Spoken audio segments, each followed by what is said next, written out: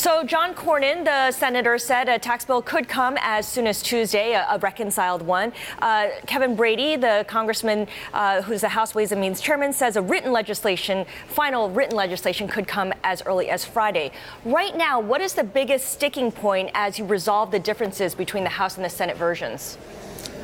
Both the House and Senate have tremendous tax cuts for middle-class families to get the economy moving.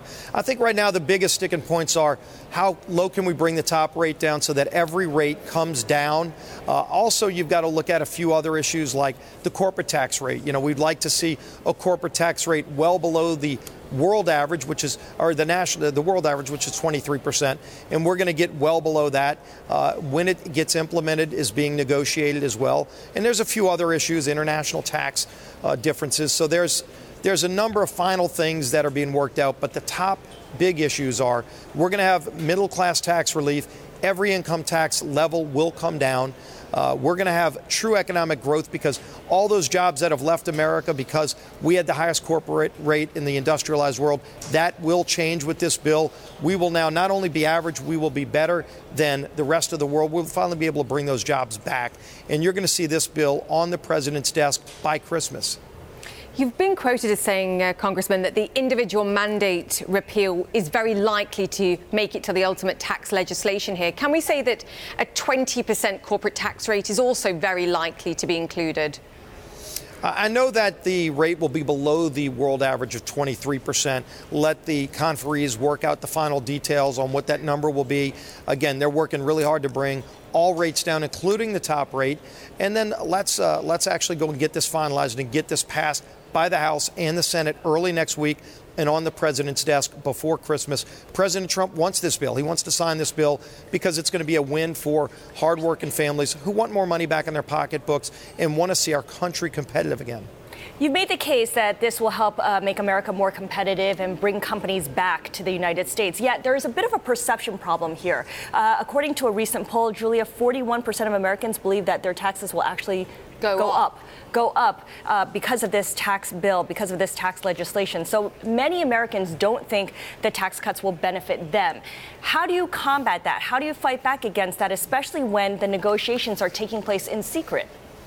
Actually, the numbers that you talked about, we had polling from Gallup that asked that question in 1986, where 41% of Americans thought their taxes would go up. That was about 3 weeks before the 86 Tax Reform Act. So I think it's interesting to show that even back in 86, when Ronald Reagan was historically cutting taxes, the American people, right before the vote, thought that their taxes would go up. What they actually saw, just like they'll see in this bill, their taxes are going to go down and the economy is going to take off. So just like in 86, there was a lot of misinformation out there, but ultimately when the proof's in the pudding, when people actually see that they're getting more money in their pockets and they're seeing the economy grow, they're seeing people get off of welfare and to work, that's really what's going to be the determining factor on whether this is a win, and it will be a win for the American workers. So you're not worried, Congressman, at this stage about low public perception as far as this overhaul is concerned? You're saying wait for the results and then things will be fine.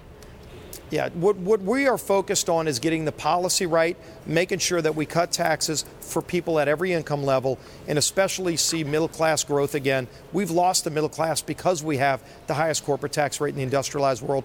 We're finally doing something about it. We're making our country competitive again so we can rebuild the middle class. That's what's going to be, we're going to be judged on the results of whether or not this bill is a win for families or not, and it will be a big win. We're doubling the standard deduction, by the way, increasing the child tax credit. That's something families really want all across this country. We've heard from single moms who are working maybe 2 jobs who want relief. This bill gives them that relief. I want to turn now to the special election that's taking place in Alabama today. As a Republican, would you welcome Roy Moore if he is elected senator? Well, obviously, that's something that the Senate might have to deal with depending on how this election goes. Look, I know people in Alabama who have said you can't turn on the TV in the last couple of weeks because both sides, Republican and Democrat, the ads have been so vilely negative. It's unfortunate. It's part of politics. But ultimately, the people of Alabama have to make that decision.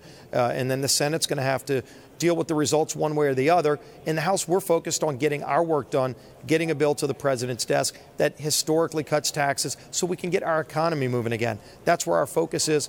We need to get that job done and get it done by Christmas so that we can see the economy take off early next year. Congressman, what did you mean by deal with? Do you agree that for the GOP, whether it's the House or the Senate here, there's a perception problem with still having Roy Moore involved, and the Democrats keep hitting you with this problem? They're forcing their own people who've been accused of sexual harassment allegations to resign, and they keep putting the focus back on Roy Moore and on the president himself. Isn't this a problem for the GOP here going forward, particularly ahead of the midterms? Well, he hasn't been elected, first of all. Ultimately, the people of Alabama are going to have to deal with that. Again, they've got a choice to make, and even if they might not be happy with either candidate, ultimately they're going to make that selection this evening. But in the House, we have been dealing with this, by the way. You've seen a number of resignations. We have a zero tolerance policy for any kind of sexual harassment. Congressman, it's great to chat to you. I just wanted to wrap up by asking how you're doing and how your health is. It's really great to see you back in action. Thanks. Doing really well. A lot of prayers have been answered. I appreciate everybody who has said prayers, and they're working. I have a lot of physical therapy and rehabilitation to go, but boy, I've got a great support network, and I'm back at the job I love and working for the people of Southeast Louisiana and about to deliver something really historic for the country. Couldn't be a better time to be back.